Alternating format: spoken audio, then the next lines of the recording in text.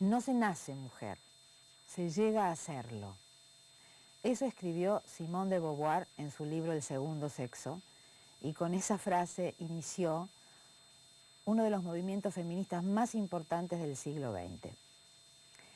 Hoy, en Especiales de Encuentro, vamos a compartir una entrevista que le realizó Radio-Canadá en el año 1967, donde la escritora y filósofa francesa habla de los temas centrales de su obra y de su vida. ¿Realmente fue una mujer adelantada a su época? ¿Qué precio pagó por desobedecer el deber ser cultural de su tiempo? ¿Qué la motivó en su lucha a favor de los derechos de las mujeres, en sus marchas apoyando a las madres solteras o el derecho al aborto? ¿Cuál fue su ideal del amor? ¿Lo vemos?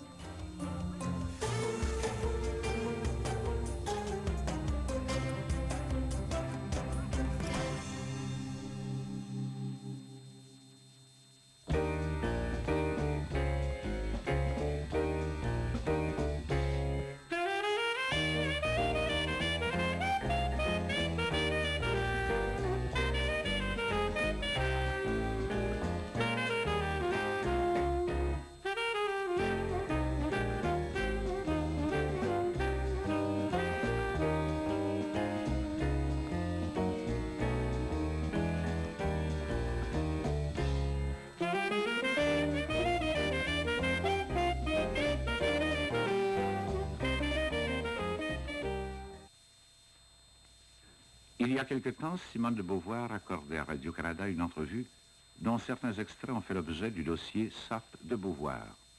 Étant donné l'intérêt des propos tenus par Simone de Beauvoir, nous croyons utile de vous présenter ce soir la version quasi intégrale de cette entrevue. Simone de Beauvoir était alors interviewée par Claude Lanzmann, rédacteur à la revue Les Temps modernes, et Madeleine Gobeil, professeure à l'université Carleton.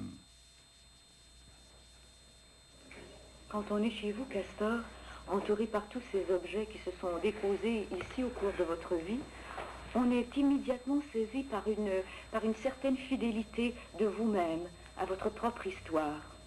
On rencontre ici, comme dans les mandarins et les volumes de votre autobiographie, on rencontre ici un castor cubain, un castor africain, chinois, mexicain, japonais, espagnol. Quel est le sens de cette fidélité et pourquoi avez-vous, encore jeune, consacré 10 ans de votre vie à vous, à nous restituer votre passé le plus intégralement possible à travers 3 gros livres de mémoire?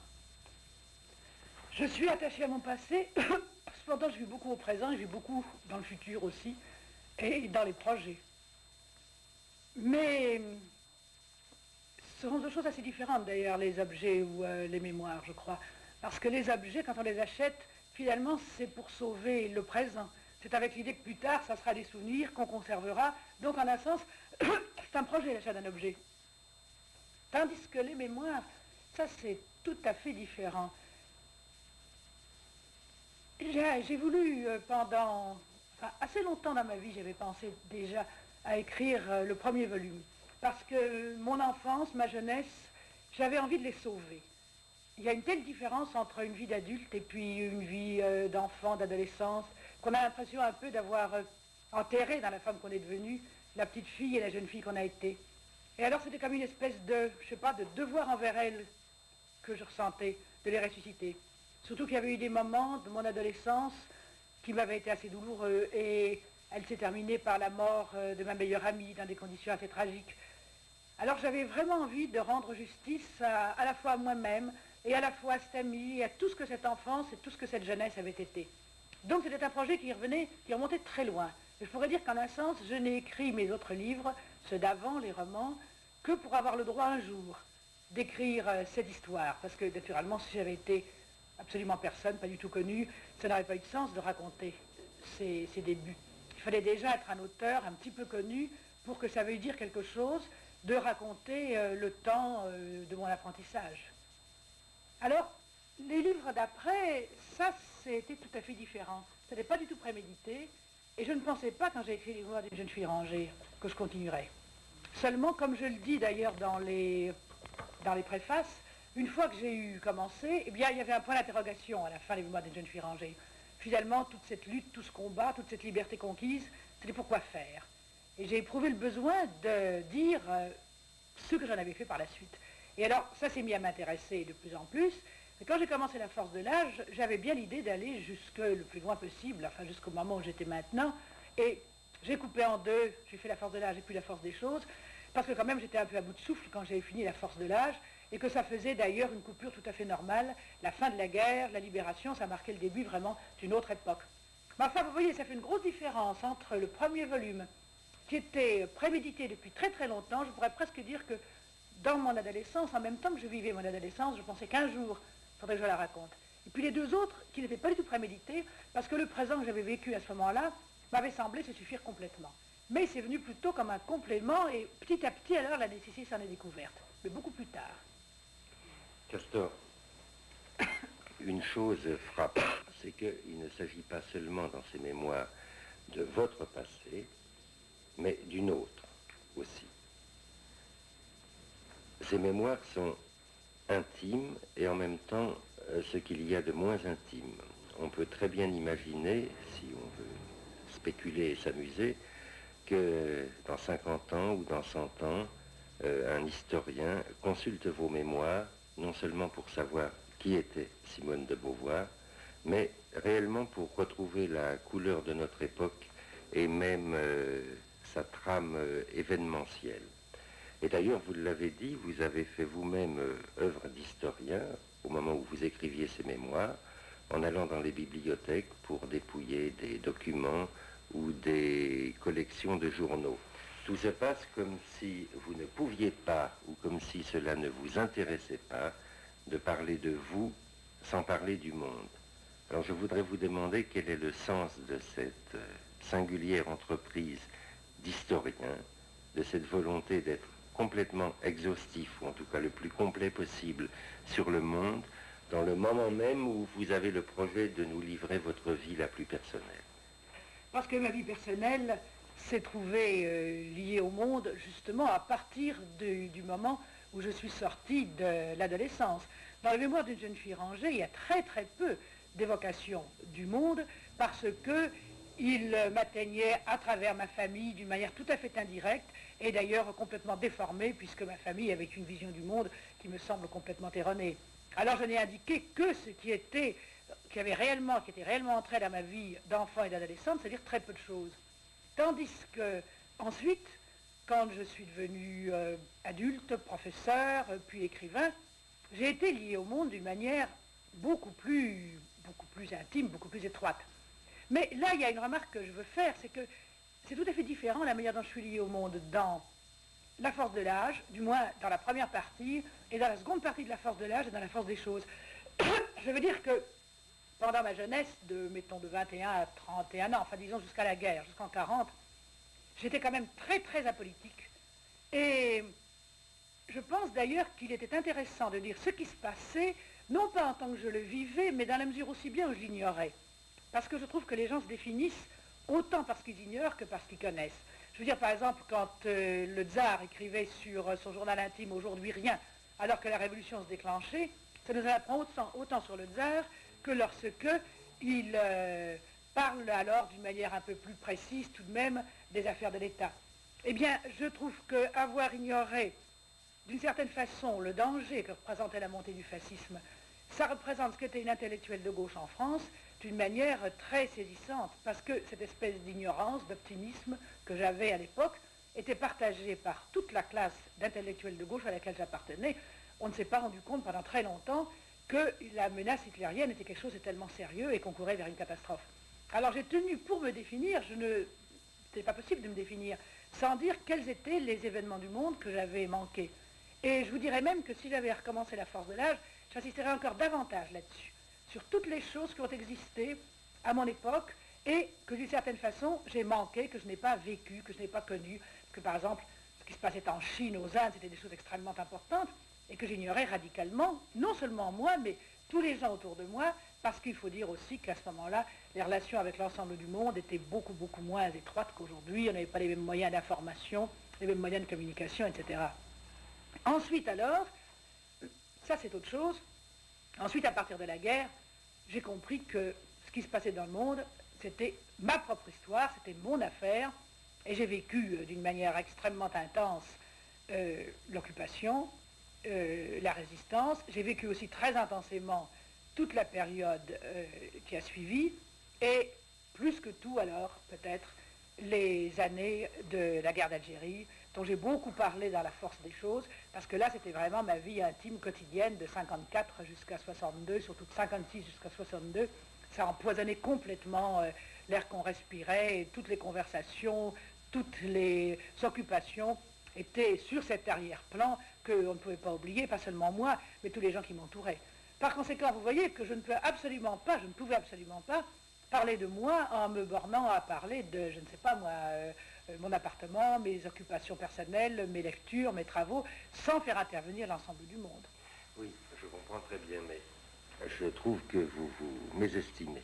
Parce qu'il y a tout de même quelque chose de très singulier là-dedans, que j'appellerais une sorte de passion du monde, parce qu'on peut très bien imaginer qu'à la même époque, par exemple pendant la guerre d'Algérie, il y avait d'autres écrivains qui étaient également engagés d'une certaine façon, des gens qui, par exemple, signaient ou avaient signé le manifeste des 121 et qui, soit dans leurs romans, soit même dans des journaux qu'ils pouvaient écrire et qu'ils appelaient journaux intimes, parlaient de leurs problèmes personnels, de leurs conflits, et ne parlaient strictement pas du monde.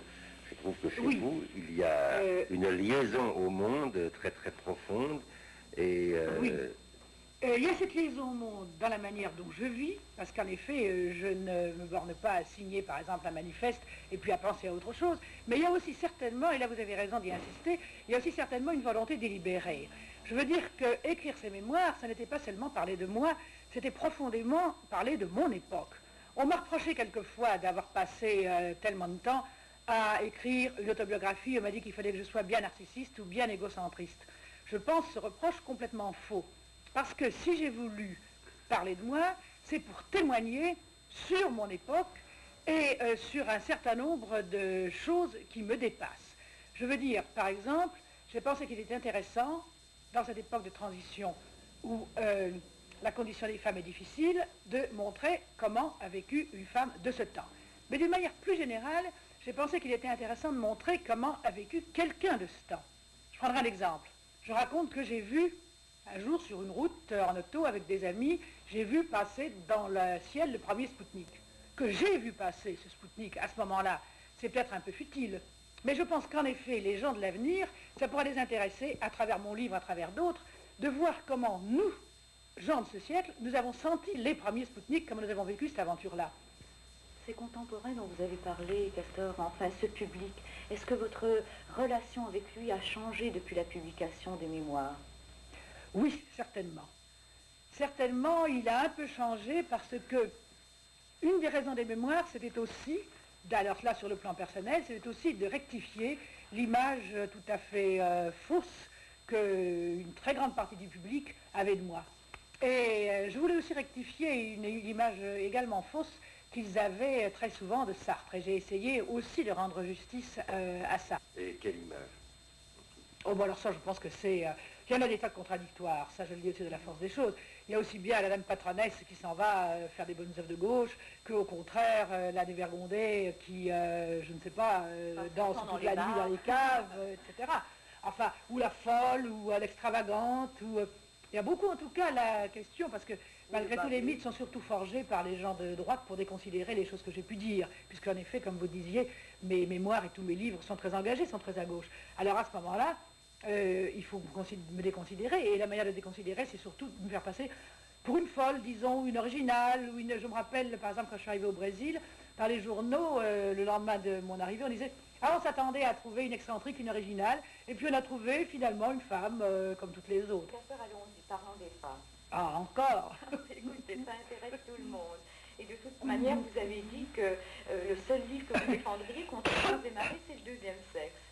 Alors, on peut voir qu'à cause du deuxième sexe, on peut dire qu'à cause du deuxième sexe, et puis aussi à cause d'une prise de conscience générale, les choses ont un peu changé. Alors, je voudrais savoir, qu'est-ce que vous pensez de la question féminine aujourd'hui? Qu'est-ce qui va et qu'est-ce qui ne va pas? Je pense que dans l'ensemble, ça ne va pas bien du tout pour les femmes aujourd'hui. Je pense que ça va même moins bien qu'au moment où j'écrivais le deuxième sexe. Parce que quand j'écrivais le deuxième sexe, j'avais un vif espoir que la condition des femmes allait profondément changer. C'est ce que je dis d'ailleurs à la fin du livre. Je dis que j'espère que ce livre sera un jour périmé. Et malheureusement, il ne l'est pas du tout. C'est-à-dire qu'on dit beaucoup qu'il l'est, mais pour des raisons inverses. C'est-à-dire qu'on dit beaucoup aujourd'hui en France, et c'est un peu la même chose dans beaucoup de pays, que le féminisme s'est périmé, que le féminisme s'est démodé. Et moi, je n'en crois absolument rien. Enfin, vous savez quelles sont mes idées sur la condition des femmes. C'est que pour les femmes, ce qu'il y a à atteindre, c'est une émancipation totale, radicale, qui fasse d'elles réellement les égales des hommes à part entière, et que cette émancipation ne peut s'obtenir que par le travail. Il faut que les femmes travaillent exactement d'une manière aussi universelle, que ça soit aussi normal pour elles que pour les hommes, pour que sur les plans intellectuels, psychologiques, moraux, elles puissent également se sentir profondément et de l'intérieur les égales des hommes. Bon, et pour qu'elles puissent le devenir et avoir des responsabilités économiques, politiques, sociales qui soient équivalentes. Or, en ce moment, il y a en France un mouvement que j'appellerais un mouvement de régression, parce qu'il vise, au contraire, à enfermer de plus en plus la femme au foyer, dans sa famille, auprès de ses enfants, et à lui refuser les possibilités de faire une carrière de travailleuse équivalente à celle des hommes. Mais comment expliquez-vous cette régression actuelle dont vous parlez? Ça, je l'explique pour une raison très simple, c'est que nous sommes dans une démocratie bourgeoise. Alors, les démocraties bourgeoises se prétendent des démocraties, et ça a été très sensible dans un pays d'où je viens, qui est le Japon, où au lendemain de la guerre, il y a eu un mouvement vaguement d'émancipation des femmes, parce qu'on a déclaré qu'on entrait en démocratie, et par conséquent, dans une démocratie, tous les gens sont égaux. Donc les femmes sont les égales des hommes, et c'est pourquoi on fait, sur certains plans, purement abstraits d'ailleurs, et juridiques, en ce moment, des révisions du Code civil, donnant à la femme mariée à peu près les mêmes droits qu'à son mari. En surface, on démocratise de plus en plus. C'est ce que je dis. Là, c'était pour la France que je parlais. Là, j'ai peut-être sauté d'un truc, mais je voulais parler pour la France. On démocratise superficiellement. Mais les démocraties bourgeoises sont en vérité des pays qui sont gouvernés par une classe dominante qui est la bourgeoisie. Et cette classe dominante qui est la bourgeoisie, eh bien, à ce moment-là, elle veut garder le pouvoir. Et une des manières dont elle va garder le pouvoir, c'est précisément de garder la femme au foyer. Ça pour des tas de raisons. Parce que la classe bourgeoise a intérêt au statu quo, donc elle a intérêt à ce que les gens soient dépolitisés. Empêcher les femmes de travailler, les empêcher de se mêler à la vie publique, c'est avoir tout un public votant et à la fois dépolitisé, qui par conséquent va être là à voter pour le pouvoir personnel, pour De Gaulle, pour l'apolitisme. Et en même temps, si la femme est dépolitisée, elle dépolitise l'homme. Ça c'est très important, que toujours l'émancipation de la femme a été liée à l'émancipation sociale. Quand en Amérique, il y a eu un grand mouvement contre la ségrégation au XIXe siècle, du même coup, il y a eu un grand mouvement féministe. Les deux se soutenaient. Eh bien, si la femme est dépolitisée, elle dépolitise l'homme. C'est très sensible en France, parce qu'elle le garde lui aussi à la maison, on regarde ensemble la télévision, et de cette manière-là, en empêchant la femme de se politiser, on empêche aussi l'homme d'être politisé. Et on empêche la femme d'être politisée si on l'empêche de travailler. Parce que la vraie politique, ce n'est pas le bulletin de vote qui sert au contraire à maintenir la dépolitisation. Parce qu'on votera pour, mettons, le pouvoir personnel. C'est la participation à des syndicats, à des groupes de pression. C'est par le travail seulement, par la vie économique, qu'un individu peut s'intégrer à la vie sociale. Alors on maintient la femme loin de la vie économique, à la maison, donc on la maintient loin de la vie politique.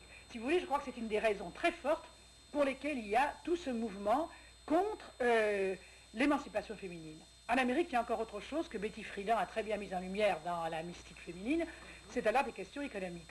Comme c'est une société de consommation, on conditionne la femme à être une consommatrice.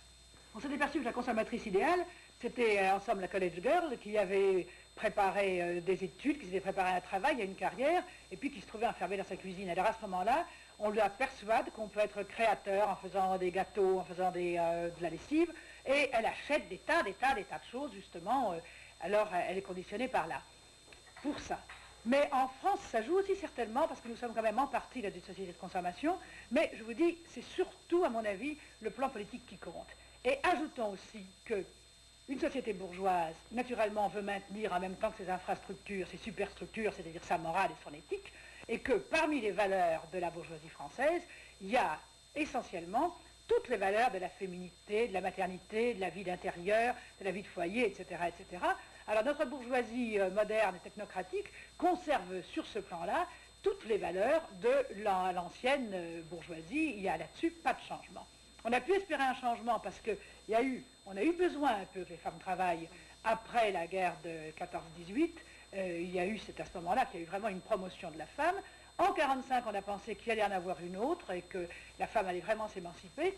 Et puis les conditions économiques sont telles que finalement il y a du travail, c'est aussi peut-être la première réponse que j'aurais dû vous donner. Il y a du travail finalement pour 26% de femmes et pas pour davantage. Et du moment qu'on ne peut pas prendre les places aux hommes pour les donner aux femmes, du moment qu'il n'y a pas de place pour les femmes, eh bien, il faut faire une chose alors, les décourager, les dégoûter du fait de travailler. On les décourage de travailler parce qu'on n'a pas de travail à leur donner, en gros c'est ça. Si on avait besoin de travail parce que par exemple la société serait différente et qu'il y aurait des possibilités économiques beaucoup plus riches ou une autre distribution du travail, à ce moment-là, on leur créerait une autre idéologie et on les persuaderait au contraire qu'une femme est d'autant plus féminine, d'autant plus attirante, d'autant plus intéressante, etc., qu'elle travaille. Et finalement, en 1967, il n'y a pas plus de femmes qui travaillent qu'en 1918. Non. D'après les statistiques, il n'y a pas plus de femmes. Et non seulement il n'y a pas plus de femmes, mais elles n'ont pas non plus des postes plus intéressants. Même chez les femmes qui travaillent et qui sont conscientes de ces problèmes et qui sont politisées, qui essayent de s'en sortir elles-mêmes, il n'est pas douteux qu'il y a aujourd'hui des difficultés. Enfin, elles sont dans une vraie période transitoire, elles ont des difficultés dans les rapports de couple avec le mari, et j'aimerais bien que vous parliez là-dessus. Elles ont des difficultés de 2 ordres au moins. D'abord, et ça c'est très très important, dans le travail même. D'abord parce qu'elles ne reçoivent pas les mêmes formations que les hommes, on forme beaucoup plus les hommes que les femmes, mais enfin bon, laissons même cette question, supposons les femmes qui ont eu une formation, qui ont réussi à se faire embaucher, parce que par-dessus le marché on les embauche beaucoup moins volontiers, eh bien, elles se trouvent en face d'une véritable franc-maçonnerie masculine qui fait que les postes importants, elles ne les auront pas. Et si par hasard on les leur donne, on les considérera comme moins importantes. Je veux dire, si elles arrivent à être chefs de bureau, en fait on les nommera, on considérera qu'elles sont sous-chefs, elles font le travail d'un chef, elles seront sous-chefs, elles seront payées en sous-chef. Elles sont moins payées, elles arrivent beaucoup moins haut.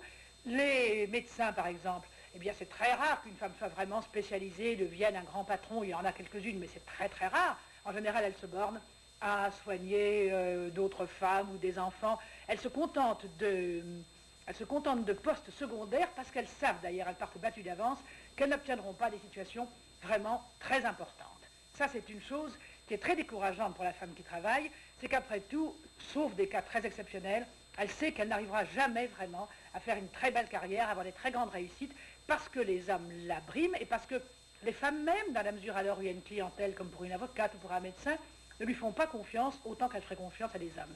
Donc, c'est une chose. D'autre part, il s'agit pour les femmes, et là ça devient très tragique, alors si on parle, par exemple, des ouvrières, des femmes qui ont vraiment des vies, des métiers pénibles et difficiles, d'autre part, elles assument presque seules, parce que les mœurs là-dessus n'ont pas changé, toutes les tâches de la maison. Or, quand une femme a travaillé 8 heures par jour en usine, et que le soir elle rentre et qu'il faut qu'elle s'occupe des enfants, du ménage, de la cuisine, de la lessive, des courses, qu'elle a pour 4 ou 5 heures de travail ménager, en plus de son travail professionnel, alors c'est quelque chose absolument, pour elle, d'accablant et qui la met au bord de la dépression nerveuse et qui l'empêche vraiment de faire aucun des 2 travaux, celui de la maison comme celui de l'usine ou du bureau, avec plaisir. Et alors, il y a d'autre part des motifs psychologiques, comme celui auquel vous faisiez allusion, en effet, qui interviennent. C'est que très souvent, la femme sait que son mari sera mécontent, si elle a une trop grande réussite, et même parmi les gens que je connais, qui sont de gauche, qui sont évolués, eh bien, j'ai vu des jeunes maris qui étaient vraiment profondément blessés et humiliés parce que leur femme gagnait plus d'argent qu'eux. Alors ça décourage la femme, elle se dit qu'elle va rater son ménage et sa vie de foyer si elle réussit trop bien.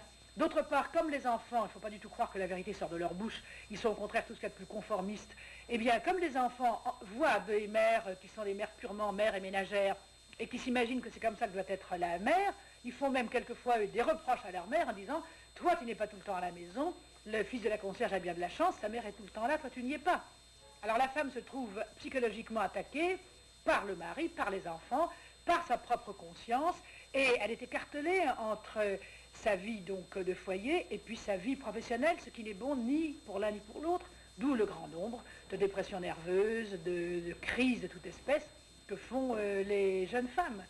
Il y a des femmes et beaucoup d'hommes qui disent qu'une expérience capitale vous a manqué, celle de la maternité, et que sur ce point vous êtes mutilé. Et selon eux, cette mutilation disqualifierait tous vos propos et toutes vos thèses. Oui, je trouve ça complètement absurde. En effet, je connais cela, parce que si j'avais voulu écrire un livre sur la maternité vue de l'intérieur et senti de l'intérieur, bien entendu, on aurait pu me faire ce reproche. D'ailleurs, ça serait un propos absurde et je ne l'ai pas tenté. Mais quand j'écris le deuxième sexe, je fais un travail de sociologue, d'anthropologue, et je parle du dehors, de conditions qui sont tout à fait différentes de la mienne. Je parle aussi bien des prostituées que des mères, que de la femme à travers les âges, et par conséquent, ce reproche n'a absolument aucun sens, que je sois mère, que je ne le sois pas. Ce que j'ai à dire sur les femmes en général n'est pas du tout lié à mon expérience personnelle. À ce compte-là, alors la sociologie serait impossible, parce que si vous n'êtes pas vous-même un corbeau, vous ne pouvez pas écrire un livre sur les corbeaux. Toute la sociologie est au contraire basée sur une certaine distance entre la société que vous étudiez, la condition que vous étudiez, et puis vous-même. Pour le reste, alors, parler de mutilation, je trouve ça également complètement absurde, parce que ça serait supposer qu'il y a un être de la femme naturel donné en soi, alors qu'en réalité, il y a 50, 10 000 manières de vivre sa condition de femme, comme il y en a de vivre la condition d'homme, et qu'aucune n'est mutilante. Il n'y a de mutilation que si vous avez souhaité quelque chose et que vous ne l'avez pas, mais si vous ne le souhaitez pas et que vous ne l'avez pas, il n'y a pas de mutilation. Parce qu'un manque n'est jamais un manque en soi, il y a de manque que lorsqu'il y a un désir inassouvi. Du moment que je n'ai pas eu un désir d'enfant, de ne pas avoir d'enfant, ce n'est pas une mutilation. D'ailleurs, on voit bien là le préjugé contre la femme, parce qu'un homme qui n'a pas d'enfant ne dira jamais qu'il lui manque d'être père pour connaître la condition humaine et qu'il est mutilé. La mission créatrice de la femme, c'est pas d'écrire des livres, c'est de faire des Oui, gosses. ça c'est le grand préjugé, en effet, auquel on revient, pour les raisons que j'ai expliquées tout à l'heure. Nos téléspectateurs, les corbeaux, ce n'est pas des oiseaux, vous voulez dire? Je veux dire une certaine société qui se trouve en Afrique et qu'un de nos amis sociologues, justement, est en train de visiter. Ce ne sont pas des oiseaux, vous avez raison de préciser. Alors, quittons la question féminine, je trouve qu'on en a assez parlé. Castor, vous écrivez des romans et des essais. Alors, tout simplement, lequel préférez-vous? Quel genre préférez-vous? Je ne peux pas dire que j'en préfère un. Ce sont deux manières très très différentes de communiquer.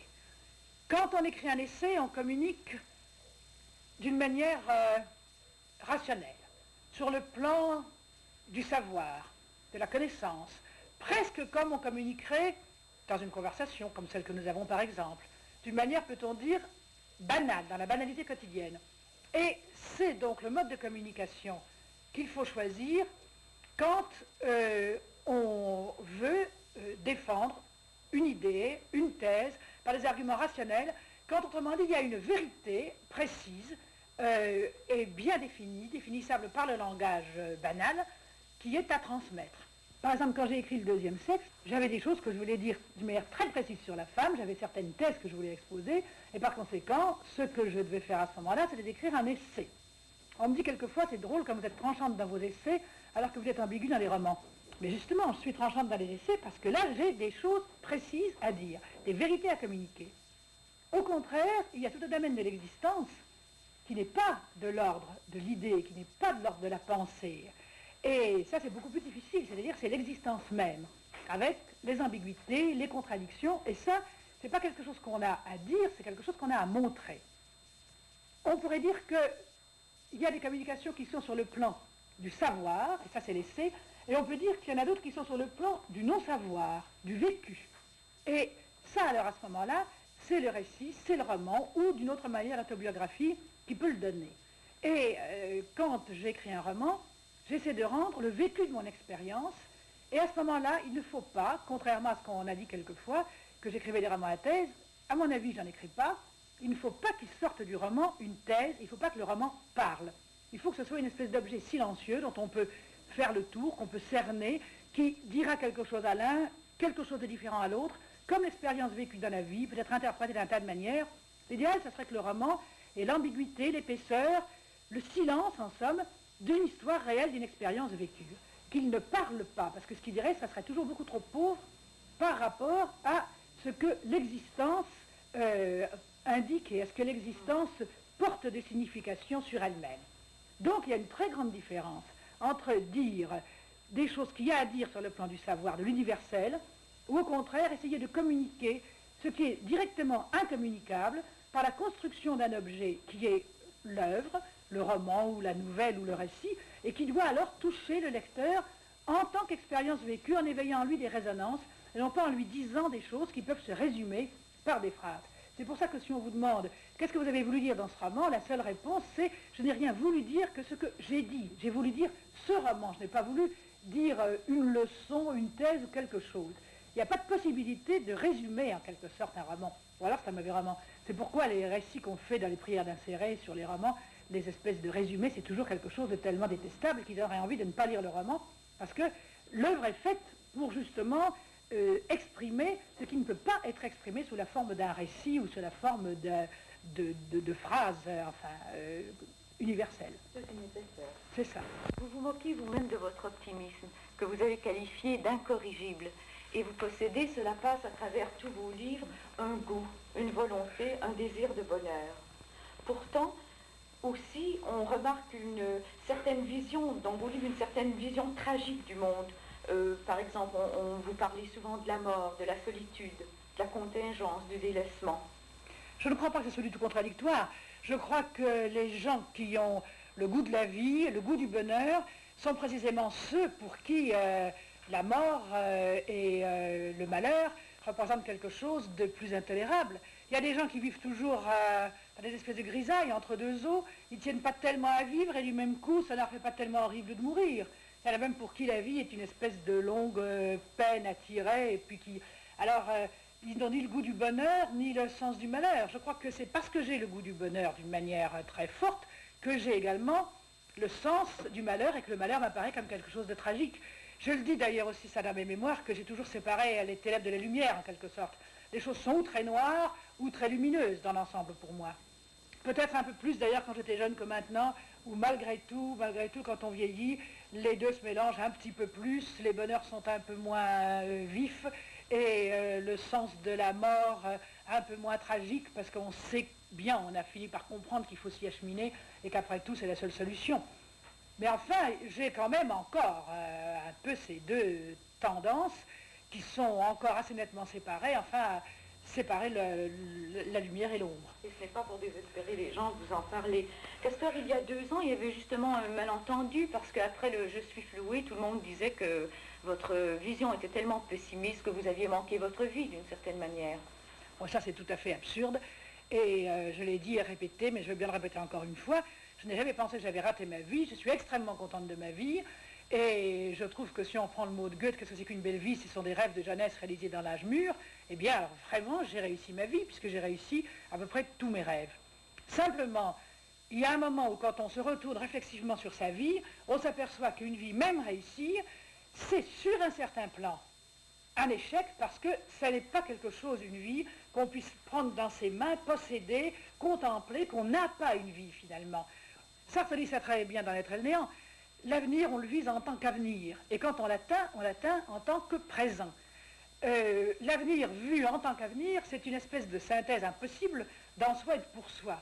Et si on reproduit exactement les choses qu'on a dit qu'on ferait, mettons, on met les pieds exactement dans les sentiers où on a voulu les mettre, et les sentiers sont exactement ce qu'on avait projeté, eh bien, n'empêche que cette promenade au présent et qui fiche le camp immédiatement dans le passé n'est pas la promenade imaginée, visée, rêvée quand on en faisait le projet. Si vous voulez, j'ai été floué, ça retrouve la phrase de Mallarmé, enfin les vers de Mallarmé que j'aime beaucoup, quand il parle de ce parfum de tristesse que, même sans regret et sans déboire, laisse la cueillison d'un rêve au cœur qu'il a cueilli. Il dit très bien, même sans regret et sans déboire, eh bien, même sans regret et sans déboire, le rêve cueilli n'est plus le rêve projeté. Et ma vie projetée devant moi quand j'avais 16 ans, il faut dire que je compare la réussite de ma vie au rêve que j'en faisais à 16 ans. Eh bien, ce rêve réalisé, ce n'est pas le rêve projeté du fait qu'il a été réalisé. C'est ça que j'ai voulu dire, c'est qu'il y a une espèce de qualité d'absolu qu'aucune vie humaine ne peut atteindre, mais je n'ai absolument porté aucune condamnation sur ma vie. Ça d'ailleurs, je suis très contente d'avoir l'occasion de le répéter, parce que ça m'a beaucoup agacé qu'on comprenne que je condamnais mes options, mes choix et la manière dont j'avais vécu, ce qui est complètement faux. Mais là, ce que vous dites d'ailleurs, c'est la raison pour laquelle les cartomanciennes ont tellement de succès, c'est pas du tout parce qu'elles prédisent tel ou tel avenir, c'est parce qu'elles prédisent prédisent l'avenir. Non, ça c'est tout à fait vrai. Et que n'importe quel avenir prédit, à moins que ce soit un avenir d'horreur, eh bien, il a l'air en effet tout à fait mirifique, ça c'est certain. Pasteur, vous avez parlé de votre entrée en vieillesse. Or, ce qui nous frappe, nous, quand nous vous parlons, c'est que vous êtes très jeune. Mais si vous avez parlé du vieillissement, c'était quelque chose que vous sentiez de réel. Est-ce que vous pouvez nous en parler?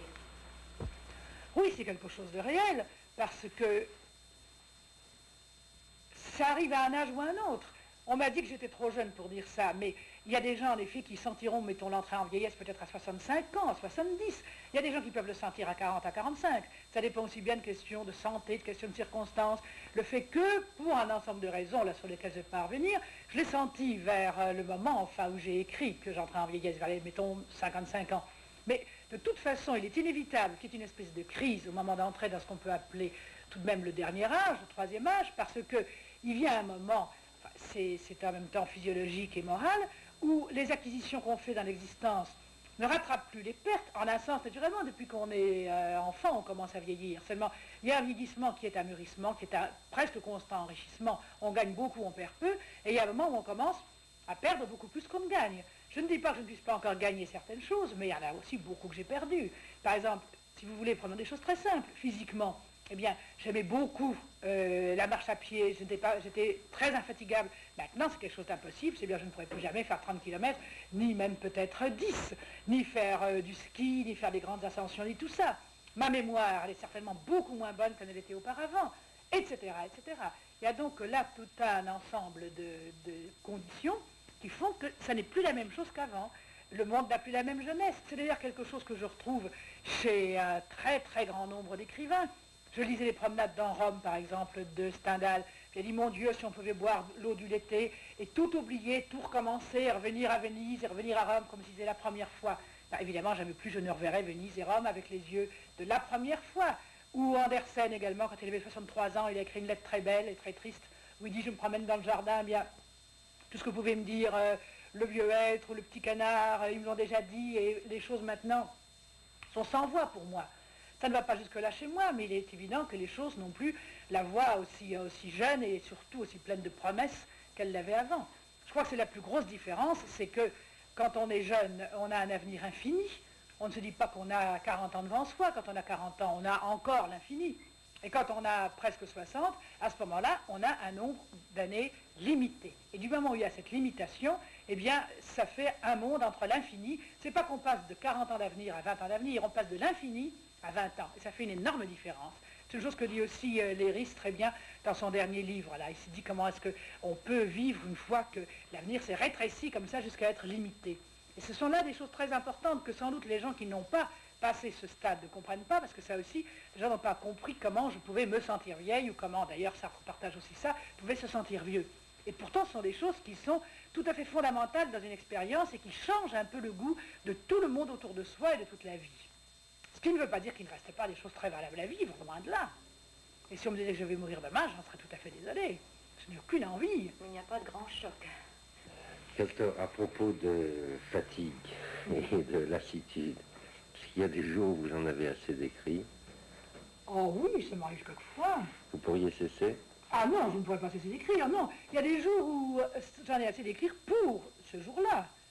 J'ai assez en fin de journée, j'ai Non, mais assez d'écrire avant d'avoir commencé. S'il n'y a pas des matins où c'est-à-dire vous que quelquefois, relâchez. oui, quelquefois, ça dépend à quel moment j'en suis de mon travail. Il y a des moments qui sont particulièrement ingrats, quand il faut inventer certaines choses, qu'il n'y a pas encore de matériaux sur le papier. Oui, oui, il y a des matins, ça m'arrive d'ailleurs de rester au lit puis de lire, parce que ça m'ennuie de travailler. Ça m'arrive quelquefois. Est-ce que vous faites comme ça parce que vous mettez à votre table avec soi-disant Flaubert et en fait c'est un roman policier? Ah non, parce que moi quand je lis, c'est tout à fait tranché, je ne lis jamais assise. Je lis toujours au lit ou bien plus ou moins couché sur le divan et non, mais il m'arrive quelquefois de lire un roman policier ou de lire quelque chose au lieu de travailler. Ça m'arrive. Lui, il lit un roman policier en attitude de travail. Oui, c'est ça. Avec la tension Oui, dans le dos. c'est ça, exactement. Il fait ça. Oui, oui, exactement. Avec la même concentration. Oui, oui.